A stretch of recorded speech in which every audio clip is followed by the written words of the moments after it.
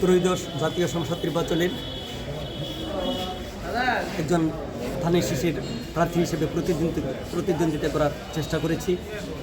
হয়তো আমার পার্টির হাইকমান্ড আমার যে উপর অর্পিত দায়িত্ব, সেই অর্পিত দায়িত্ব সঠিকভাবে পালন করতে পারিনি, বা আমাকে যোগ্য মনে করেন নাই, অথবা আমার পার্টির যেভাবে চায় সেইভাবে আমি নিজেকে গড়ে উঠতে পারিনি, কোনো প্রকার ঘাটতি রয়েছে। সেই হিসাবে পার্টির সর্বোচ্চ হাইকমান্ড আমাকে মনোনয়ন দান করেননি।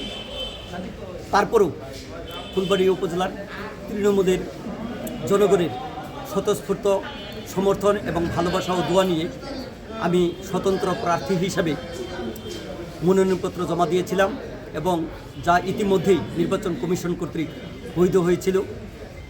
যেহেতু আমি আমার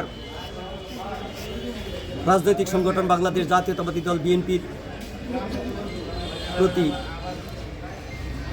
দলের সিদ্ধান্তের প্রতি শ্রদ্ধাশীল এবং দলের সিদ্ধান্তের প্রতি পুরোপুরি সমর্থন জানিয়ে এবং পুরোপুরি সম্মান জানিয়ে আজকে মনোনয়নপত্রের শেষ দিনে আমি আমার প্রার্থিতা প্রত্যাহার করছি। ভবিষ্যতে ইনশাল্লাহ বাংলাদেশ জাতীয়তাবাদী দল ফুলবাড়িয়া উপজেলার 13টি ইউনিয়ন এবং 1টি পৌরসভা রয়েছে।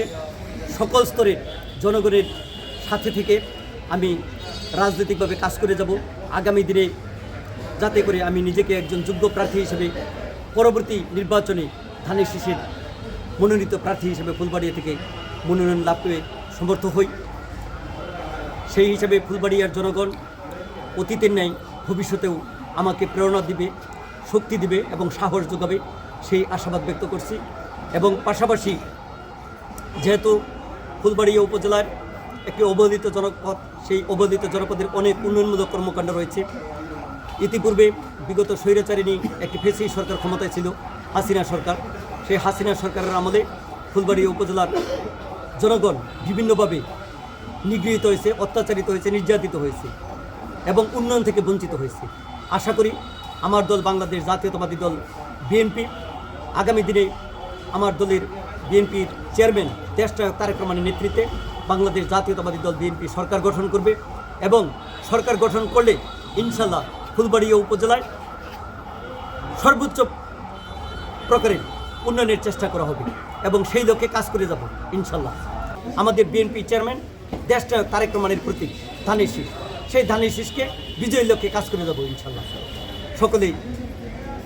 আপনাদের সকলের কাছে সহযোগিতা কামনা করছি এবং দোয়া কামনা করছি, এবং পাশাপাশি আপনারাও আমার জন্য দোয়া করবেন এবং সহযোগিতা করবেন, যাতে করে ফুলবাড়িয়া উপজেলাকে সারা বাংলাদেশে নেয় ফুলবাড়িয়া উপজেলায় অভূতপূর্ব উন্নয়নের কাজে আমরা ফুলবাড়িয়াকে এগিয়ে নিয়ে যেতে পারি। ধন্যবাদ সবাইকে।